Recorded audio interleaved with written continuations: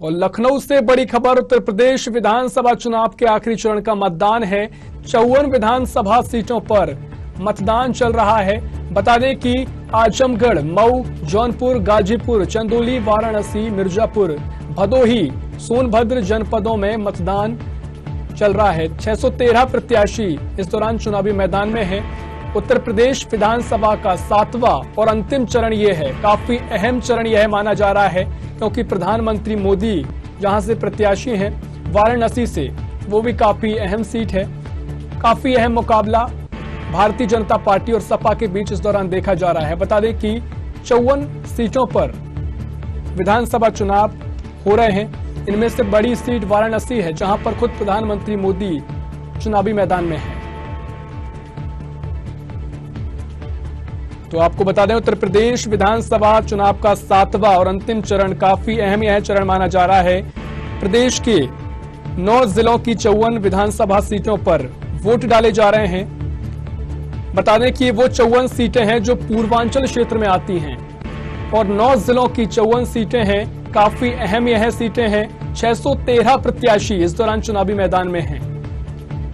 Bharatiya Janata party और सपा के दोनों के नजरिए से काफी अहम यह मुकाबला है क्योंकि ये पूर्वांचल का वो क्षेत्र है जो तय करता है कि प्रदेश में किसकी सत्ता होगी। तो 9 जिलों की 54 सीटों पर मुकाबला। उन सीटों के बारे में आपको बता दें, आजमगढ़, मऊ, जौनपुर, गाजीपुर, चंदौली, वाराणसी, मिर्जापुर, भदोही, सोनभद्र जनपदों में मतदान है। कुल 613 प्रत्याशी चुनावी मैदान में हैं। बता दें कि दोपहर 3 बजे तक के आंकड़े भी हमें देखने को मिले हैं। 46.40% यानी कुल लगभग 47% की वोटिंग दोपहर 3 बजे तक हुई। चंदौली में सबसे ज्यादा वोटिंग देखी गई है।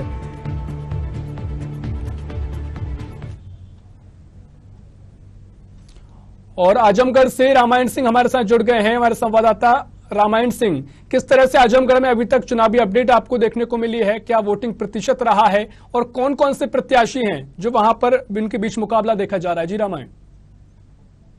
जैसे कि जी आपको हम बता दें कि साधना न्यूज में हम जुड़ गए हैं। इस समय आजमगढ़ में 200 विधानसभा का मतदान बहुत सकुशल संपन्न से निपटने की ओर कगार पे है और अपने अपने प्रत्याशियों का दमखम है। जैसे इसमें बहुत कांटे की लड़ाई यहाँ फूलपुर में देखी मानी जा रही कि जहाँ रामसूरत राजभरी हैं और बाहुबलीपुर रमाकांत जी भी है। यहाँ बहुत कांटे की लड़ाई मानी जा रही है और दीदारगंज में भी, खास करके दीदारगंज को भी बता दें आपको, यहाँ पर बड़ी त्रिकोणीय लड़ाई बड़े चरम पे चल रही है। और सबसे बड़ी है शासन प्रशासन ने इतनी बढ़िया से मुस्तैदी से और अपने पे और बहुत यहाँ के अमृत जी त्रिपाठी जो जिलाधिकारी हैं और कप्तान जी है, उन्होंने इतने मुस्तैदी से और यहाँ का कार्यभार संभाला है और बड़े संवर्धना से संपन्न पूर्वता से यहाँ का चुनाव निर्विघ्न समापन की ओर है और अभी कहीं से कोई त्रुटि का नहीं आया है। हालांकि लगभग वोट यहाँ का 52 से 54% ईवीएम तक संपर्क पोल हो चुका है। जी बिल्कुल रामायण। ऐसे में सुबह से आप देख रहे हैं जो वोटिंग की जा रही है, आप वहां सुबह से मौजूद हैं, तो अब तक क्या महिलाओं की क्या वोटिंग प्रतिशत रही? क्या महिला और युवा किस तरीके से बढ़ चढ़कर वोटिंग करने आए और किस तरह से अभी तक आप अपडेट देखते हैं चुनावी अपडेट को? जो जोश भरा था यहाँ आजमगढ़ में, काफी खासकर महिलाओं में काफी जोश था, पुरुषों में भी जोश था, देखा ही गया, लेकिन इस बार महिलाओं में भी काफी जोर देखा गया और अपने अपने मतों का मताधिकार देखने में काफी परसेंटेज बढ़ा है। पिछले के अनुसार इस बार परसेंटेज भी बढ़ा है और देखने योग्य रहा इस बार का मतदाता। बिल्कुल। ऐसे में हमने दोपहर 3 बजे तक के आंकड़े भी देखे हैं। आजमगढ़ की बात करें तो लगभग 45 से 46% वोटिंग 3 बजे तक हो गई थी। ऐसे में अगर आजमगढ़ की बात करें तो पूर्वांचल का वो क्षेत्र जहां पर आजमगढ़ की सीट आती है, काफी अहम सीट होती है। तो क्या मुद्दे यहां पर हावी थे? क्योंकि पिछले 2017 की चुनाव की बात करें तो बीजेपी यहां पर हावी हुई थी। हाँ, जहाँ तक आजमगढ़ के पूर्वांचल की बता दें तो यहाँ तो जात की बात होता है, लेकिन जातवाद इस बार विकास पे जो विकास हुआ है उस पर काफी भारी पड़ा है। विकास इस समय जो सुरक्षा को आप ले लें और विकास का ले लें, तमाम कई मुद्दे थे कि जो इस पर भारी पड़ा है। नहीं तो इस बार पूर्वांचल में जात बाहुल को विशेष माना जाता था। पिछली बार की अपेक्षा इस बार भी जातवाद कहीं चला है, लेकिन इस बार विकास का मुद्दा महिलाओं में और खासकर बुजुर्गों, नौजवानों में ये देखा गया है कि विकास का मुद्दा उनके यहाँ पर काफी था। बिल्कुल विकास का मुद्दा है और जातिवाद तो उत्तर प्रदेश की राजनीति में हमेशा हावी रहा है। लेकिन रामायण अगर बात करें तो खासकर आजमगढ़ की बात करें तो दर्शकों की सहूलियत के लिए आप फिर से बताएं कि कौन कौन से वो चेहरे हैं जिनके बीच मुकाबला है और सपा और बीजेपी की क्या स्थिति है, कौन सा वो दल है जो यहाँ पर अपना दबदबा रखता है। सपा का तो यहाँ से सपा का गढ़ ही माना जाता है। आपको ऋषभ जी बता दें कि आगे तो कहा जाता है कि सपा आजमगढ़ का गढ़ है, लेकिन इस बार यहाँ जो बीजेपी ने भी अपना बहुत अहम भूमिका निभाई है। और यहाँ से दीदारगंज सीट से आपसे बता दें कि पूर्व स्पीकर रहे हैं और पूर्व मंत्री भी रह चुके हैं, वर्तमान में विधायक भी रह चुके हैं, जिनका निधन हो गया है। दीदारगंज से कमलाकांत जी उनके सुखदेव राजभर के सुपुत्र रहे हैं। यहाँ का भी इनका प्रतिष्ठा लगा है और रमाकांत जी यहाँ के बहुत बड़े चेहरे के रूप में आते हैं, उनकी भी प्रतिष्ठा लगी हुई है। और ऐसे तमाम चेहरे कई मुद्दे हैं लालगंज में, जिसे पूर्व सांसद नीलम सोनकर जी भी भाजपा से है। ये तमाम कई मुद्दों पे यहाँ चुनाव और कई बड़े चेहरे भी इस चुनाव में देखे जा चुके हैं। लेकिन इसके बाद इस बार विकास काफी हावी रहा है, विकास पे ही मतदान इस बार विकास को लेकर अहम जोर दिया जा रहा है। बिल्कुल रामायण, जानकारी साझा करने के लिए बहुत शुक्रिया। तो बता दें कि प्रदेश में 7वें चरण का मतदान जारी है और बता दें इसी बीच चंदौली से संवाददाता मिथिलेश हमारे साथ जुड़ गए हैं। मिथिलेश, किस तरह से चंदौली में अभी तक आपको वोटिंग प्रतिशत देखने को मिला है, क्या अपडेट मिला है और कौन कौन से वो प्रत्याशी हैं जिनके बीच कड़ा मुकाबला देखा जा रहा है? मिथिलेश जी, अब आपको बता दूं कि चंदौली जिले में 4 विधानसभा हैं, जिनमें सकलडीहा विधानसभा, सैदराजा विधानसभा, मुगलसरा विधानसभा और चकिया विधानसभा। हालांकि चकिया विधानसभा नक्सल प्रभावित क्षेत्र में आता है, जिसके चलते वहां पे सुबह 7 बजे से 4 बजे तक मतदान होना था और वहां का मतदान 4 बजे बंद हो गया है और ईवीएम लेकर मतदान कर्मी नवीन मंडी में है और बाकी 3 जिलों में मतदान हो रहे हैं। लेकिन जहां तक टक्कर की बात है तो टक्कर सीधा सपा और भाजपा में टक्कर है। लेकिन कहीं पिछले बार वही था, पिछले 2017 के चुनाव में 3 सीटें भाजपा के खाते में आई थी और वही जी जी मिथिलेश जी मिथिलेश आवाज सुन पा रहे हैं? तो मिथिलेश से हमारा संपर्क टूट गया है। मिथिलेश फिलहाल जानकारी साझा करने के लिए बहुत शुक्रिया। तो बता दें कि उत्तर प्रदेश में 7वें चरण के लिए वोटिंग चल रही है, काफी अहम यह चरण है और आखिरी चरण पूरे प्रदेश के विधानसभा चुनावों का है। इसके बाद 10 तारीख को यानी 10 मार्च को नतीजे घोषित किए जाएंगे। लेकिन पूर्वांचल के 9 जिलों की वो 54 सीटें हैं जहां पर ईवीएम में आज सभी दलों की किस्मत कैद हो जाएगी और 10 मार्च को नतीजे घोषित किए जाएंगे, क्योंकि वाराणसी की वो सीट है जहां से खुद प्रधानमंत्री मोदी चुनावी मैदान में हैं। और आजमगढ़ की हमने बात की, आजमगढ़ सपा का गढ़ माना जाता है, जहां पर महिलाओं और युवाओं में काफी जोश देखा गया है, बढ़ चढ़कर वोटिंग की है।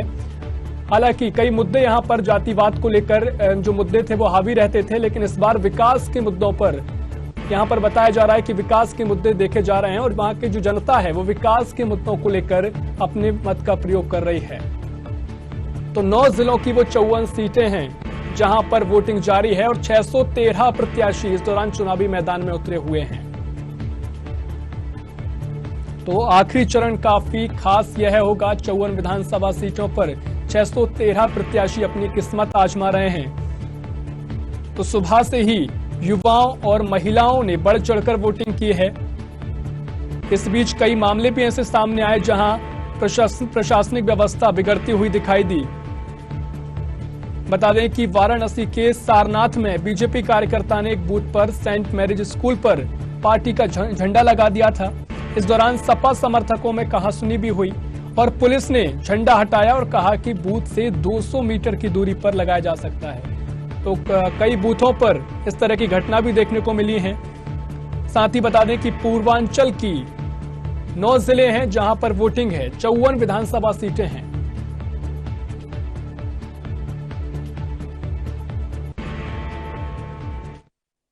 हमारे संवाददाता सिद्धार्थ मौर्य हमारे साथ जुड़ गए हैं। सिद्धार्थ, महू में क्या कुछ चुनावी अपडेट आपको देखने को मिला है? कौन कौन से वो प्रत्याशी हैं जिनके बीच मुकाबला देखा जा रहा है? किस तरह से अभी तक आपने वोटिंग प्रतिशत देखा है? जी सिद्धार्थ, अगर बात करें मऊ जिले में तो मऊ जिले में 4 विधानसभा हैं।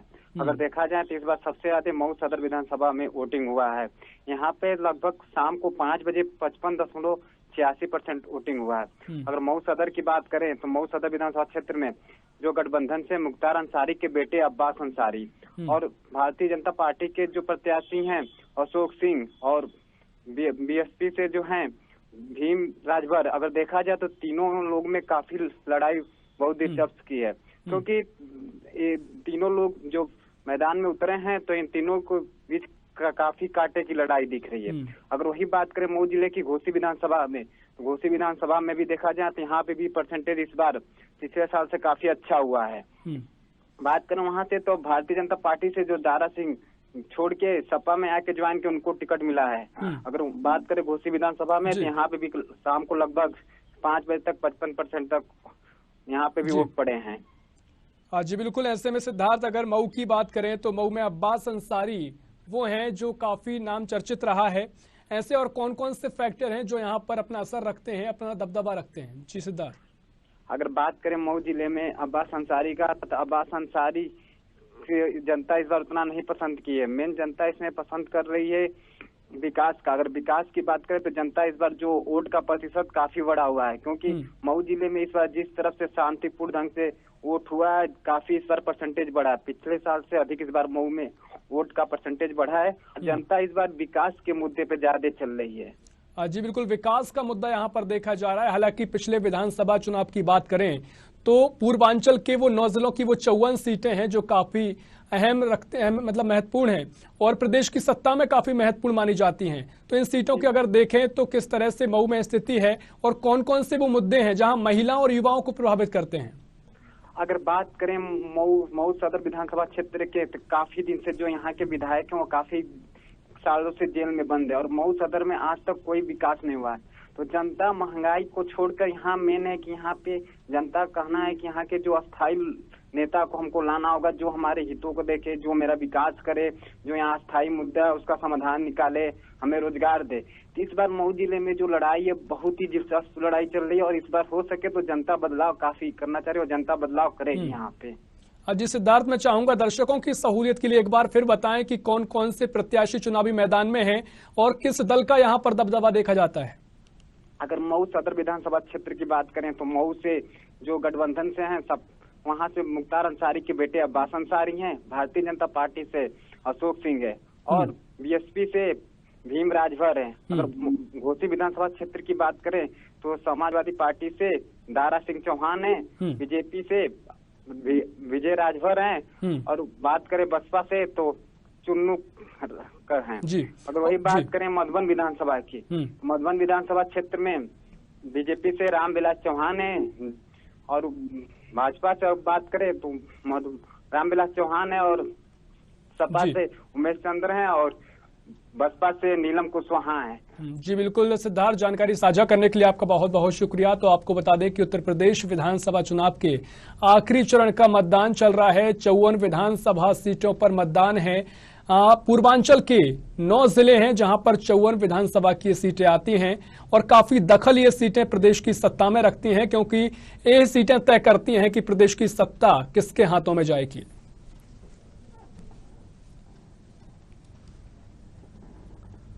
और सीधा लखनऊ से ब्यूरो हेड रविंद्र तिवारी जी हमारे साथ जुड़ गए हैं।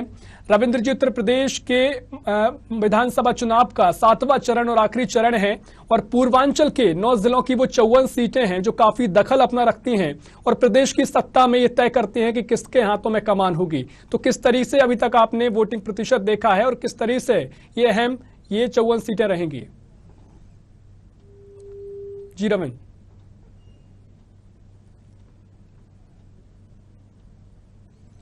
तो रविंद्र से हमारा संपर्क अभी नहीं हो पाया है। तो बता दें कि उत्तर प्रदेश के 9 जिलों की 54 वो सीटें हैं जहां पर विधानसभा चुनाव का मतदान जारी है और काफी अहम ये सीटें हैं।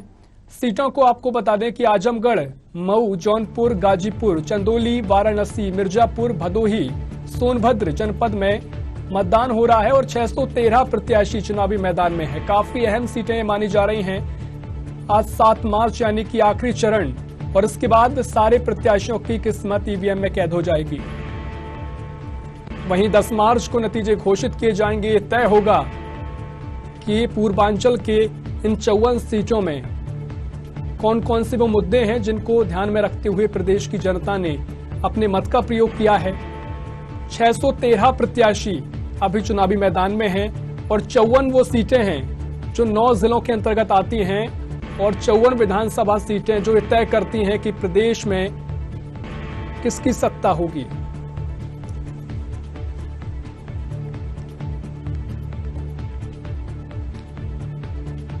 तो इससे पहले आजमगढ़ की बात की। आजमगढ़ से जितनी भी सीटें हैं वहां पर महिला और युवा बढ़ चढ़कर सामने आगे आए हैं और विकास के मुद्दों पर यहां वोट करते नजर आए हैं। जैसा कि संवाददाता ने बताया, मऊ की बात की तो मऊ में भी बढ़ चढ़कर वोटिंग की गई है और तमाम वो मुद्दे, चाहे विकास का मुद्दा हो, हालांकि प्रदेश की अधिकतर सीटों पर जातिवाद देखा जाता है, जातिगत समीकरण देखे जाते हैं, लेकिन आजमगढ़ वो सीट है जहां दोपहर 3 बजे तक के नतीजे आए हैं। 45 से 46% वोटिंग 3 बजे तक यहां पर देखने को मिली। भदोही, चंदौली, गाजीपुर, जौनपुर, मऊ, मिर्जापुर, सोनभद्र और वाराणसी वो सीटें हैं। वाराणसी वो सीट है जहां पर प्रधानमंत्री मोदी चुनावी मैदान में हैं।